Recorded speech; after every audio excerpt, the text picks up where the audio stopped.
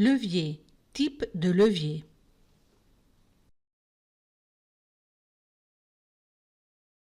Bonjour. On va commencer à expliquer les leviers. Un levier, c'est une machine simple qui va nous aider à soulever des charges. Normalement, elle a 3 éléments. Alors, les éléments qu'on a normalement, ce sont des... Attention, on y va. Ce sont le point d'appui, d'accord? C'est-à-dire, on a un point d'appui et une petite barre. Alors, c'est où la barre s'appuie. Alors ça s'appelle le point d'appui. Normalement, ça ne bouge pas pendant l'expérience. Et nous avons aussi un autre élément qui sera la charge à soulever, qu'on appelle résistance. Et puis finalement, on aura un troisième élément qui est la force. D'accord? Bon, alors, une fois vu ces 3 éléments, on a différents types de leviers.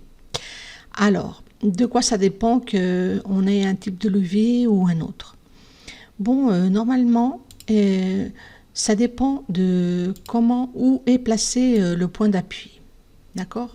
Ici, le point d'appui est situé entre la résistance et la force. C'est pour ça que ça s'appelle levier interappui, c'est-à-dire le point d'appui est entre la résistance et la force.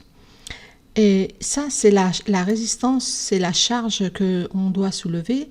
Dans ce cas-là, c'est 100 kg, d'accord? Et puis le poids, c'est 100 kg, font une force vers le bas. Pour soulever cette charge, pour la soulever, on devra faire une force. On doit l'appliquer sur l'autre côté de notre petite barre. Et puis cette force, c'est celle-ci. Et bien sûr, elle doit être vers le bas. Comme on voit, le sens des deux forces, celle de la résistance ou la charge et celle de la force, vont vers le même sens. On continue avec un autre type de levier. Ça s'appelle le levier interrésistant parce que la résistance ou bien la charge, c'est la même chose, elle est située entre le point d'appui et la force. Ça, c'est le point d'appui. Observez qu'il est situé dans une des extrémités de la barre.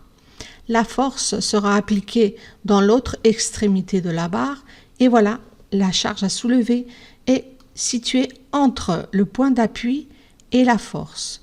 Pour ça, ça s'appelle le levier interrésistant ou levier de type 2. Deuxième type de levier.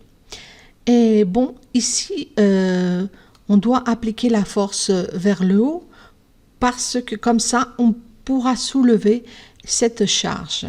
Et un exemple de ce type de machine, c'est par exemple une brouette. D'accord? Je vais la dessiner comme ça, bon, d'une façon un peu primitive. Ici, on aura notre charge. Voilà. Ici, on a notre charge à soulever.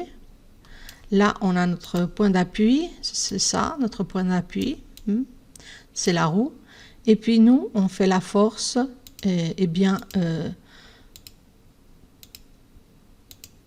On fait la force là. On doit soulever ça vers le haut pour pouvoir emmener notre charge où on voudrait. Bon, ça s'appelle le levier interrésistant parce que la résistance est au milieu. Bon, on continue vers le dernier type de levier. C'est le levier intermoteur. Ici, nous avons un point d'appui, encore une fois, dans une des extrémités de la barre. Dans l'autre extrémité, maintenant, nous n'avons pas la force, nous avons la résistance, c'est-à-dire c'est le poids ou la charge qu'on doit soulever.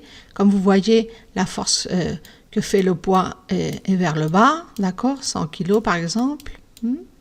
Et puis, on doit faire une force vers le haut pour pouvoir soulever cette charge.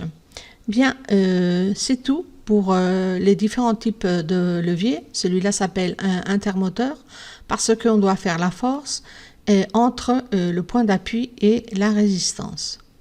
C'est tout, merci pour écouter.